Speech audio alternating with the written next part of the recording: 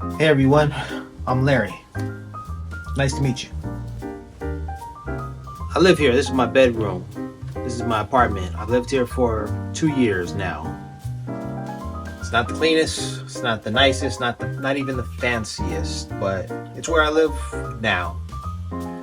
I grew up in a place called Baldwin Hills. Where I live now is called Inglewood. What's kind of interesting is that I was actually born I was born on the west side at Kaiser Permanente, but when I grew up, my first formative years, I was in Inglewood. So I'm kind of like right back at home. Even though I've lived here in Inglewood, I grew up here. I was very young, a baby. Then we moved to 54th Street, and then we moved to Baldwin Hills. So I'm back at square one.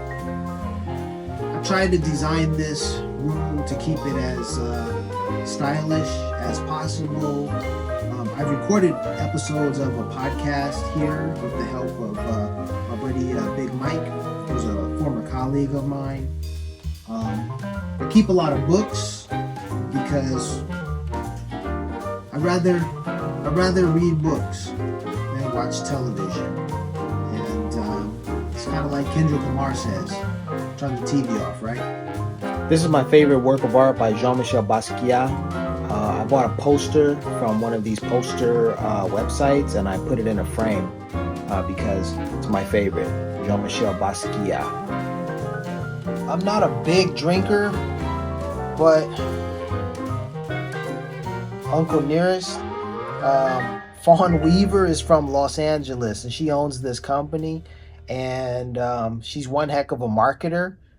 So she's marketing, Uncle Nearest to black consumers. I'm black. Fawn Weaver is dope. So I bought Uncle Nearest. Fawn Weaver says that there are no additives. It's gluten-free and additive-free. And although it's alcohol, if there's any alcohol that I'm going to put in my body, I would prefer it be gluten-free, additive-free. What else? There was one other thing that I saw today in wine. They usually put it in wine. I forgot what it is. But anyway, Uncle Nearest has a fascinating history, and so I have some bottles of Uncle Nearest. But I don't drink every day. I prefer water. And if I drink water, I prefer Fiji water for sure.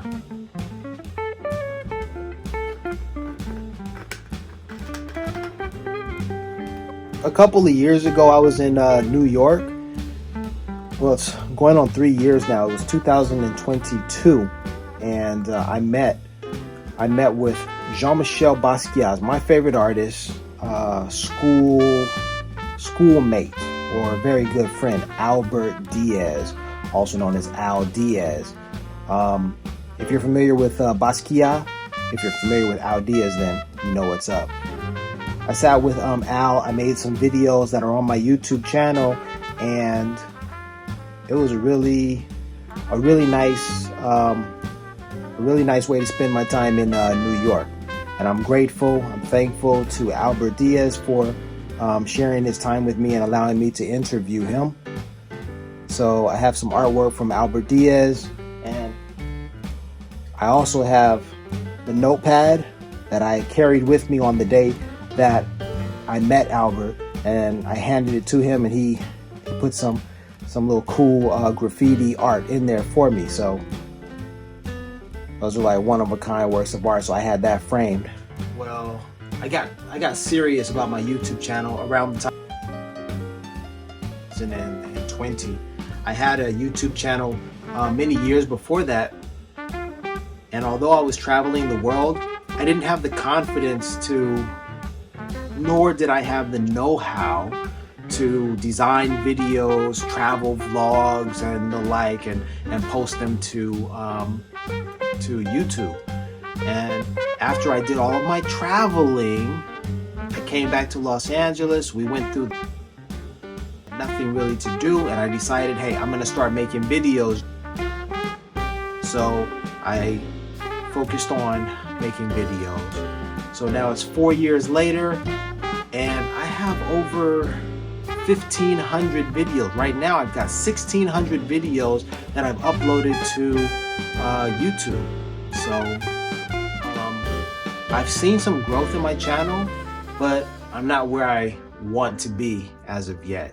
I have 680 some odd subscribers, and the threshold for monetization still eludes me. It's still outside of my reach. One day it may be.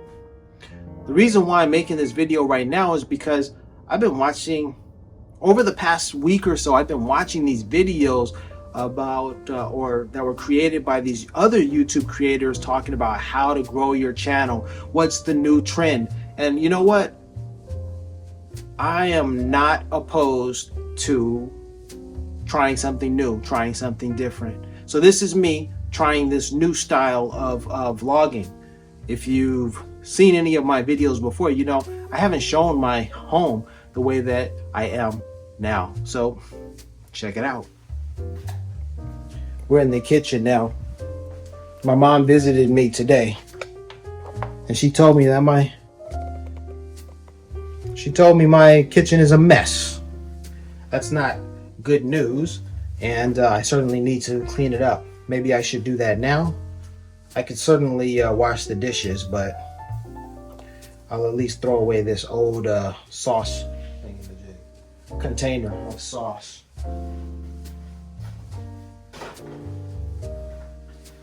The one thing I will say about my apartment or my home is that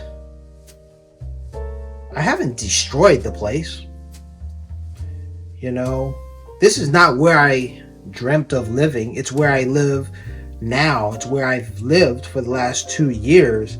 And I try not to get too comfortable, and yeah, because I don't own this place, so I can't treat it like I own it. I treat it like I'm going to use it, and I'm going to move out or move on eventually. So, but you know what? I kind of get the impression that I'm supposed to do more work to clean it even more than it was clean when I moved in. Like, here, in addition to managing your life, in addition to earning money, in addition to all of that, make the place look better than when you arrived. Like, yeah, okay, that's a fine ideal, fine philosophy, but you know, I still live here, and it's still a work in progress, I guess that's what I want to say. I'm a native Angelino. I was born and raised in Los Angeles, and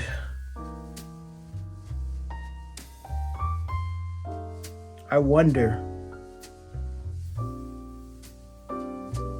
I would not describe myself as being very competitive. Life is certainly competitive. You have to compete, you know, tremendously, but somehow I feel as if the universal laws are at play. Let me give you an example. I thought I always had an advantage over people because I was educated at a private school. My mom and dad sent my sister and I to private schools, right? We got our college degrees. I went and I got a college degree, and I have an undergrad, and I have a bachelor's, as well as a graduate. I have a master's degree, okay? And I was watching a video yesterday that said, hey, the guys who were in gangs, they were kind of told that gang members would become, there were two options, death or jail for the gang members. And in my case, I wasn't a gang member, so I always thought I had the upper hand because I had a good education, and I was off to college to get a good degree or continue my education, so forth and so on. But that video said those guys who were in gangs who were doing those bad things, well, they ended up being mechanics and unions, members of unions. That's what he said. And I'm like, yeah, he's right. Whenever I see those guys in those highlighter yellow, highlighter orange suits and vests, and they're tradesmen around the city of Los Angeles, and they've got tattoos all over their necks, I see them and I say, hey, those are gang tattoos, and they're working in these unionized jobs. They've got really good jobs, and they earn more money than I do with my college degrees and so forth and so on. So I feel like I've been lied to, basically, because after I got all of my degrees, the American dream was outside of my grasp. And the only time I actually found the American dream was when I was internationally, when I was traveling outside of America, not here in America. So I'm like, WTF, basically. Yeah. And even though I have my degree, I have a degree in finance, I have a degree in education, I still am not making what I would like to make in income. I'm a teacher right now, and it's like, okay. I remember my mom and dad telling me, why don't you learn a trade? After the 2 college degrees that I got, they were telling me, why don't you learn a trade, enroll at a trade school. And I'm like, but I've got these degrees. I'm supposed to be getting paid with using these degrees. So again, I'm like, WTF, like. So probably the coolest thing that I can say from all of my life experiences is that I traveled to 42 countries, and that's a tremendous accomplishment. And I don't know many people whom I grew up with right here in Los Angeles, other than my sister. My sister has traveled a lot. I don't know many people who have traveled, as extensively as have I. I can't really call it. I do have friends whom I met internationally, like Phil and Mike and James and I. We grew up together, and we also met up when we were, international and stuff like that. Arius, So I don't, I'd be hard pressed to find someone in Los Angeles whom I grew up with and I was in classes with who has traveled as extensively as have I, 42 countries, So that's an accomplishment that I can be proud of, I'm glad of that. And the reason why I traveled and did all that is partly because the jobs that I found, well, I was an English teacher, they were abroad, and when you live outside of America, you have the opportunity to travel, right?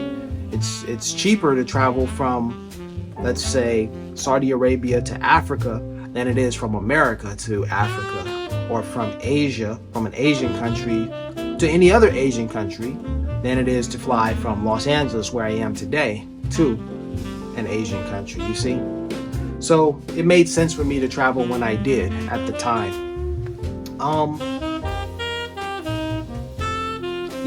So I'm a unique person because I'm from Los Angeles, and yet I've traveled the globe. I speak 3 languages. I'm speaking English to you right now, and trato de hablar en español.